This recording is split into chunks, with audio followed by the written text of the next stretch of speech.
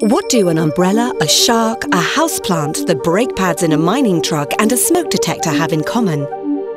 They can all be connected online, and in fact they are. By 2022, it is expected that more than 1 trillion sensors will be connected to the internet.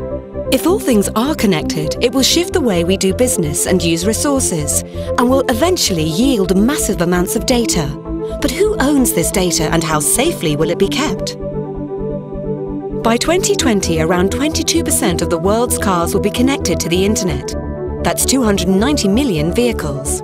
And by 2024, more than 50% of home internet traffic will be used by appliances and devices, rather than just for communication and entertainment. In this scenario, what if your car or your home got hacked?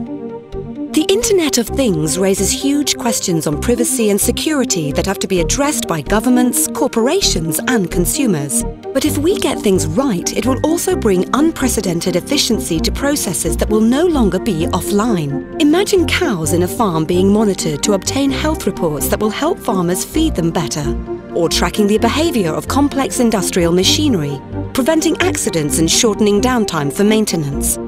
All kinds of devices will be able to gather and share any type of information from their environment, seamlessly organizing themselves to make our lives smarter and safer.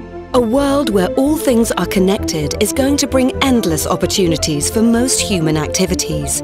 But it will depend on us whether we are going to take advantage of it or let it take advantage of us. Will data be collected, shared and stored to improve our lives? Or will it be used to control us?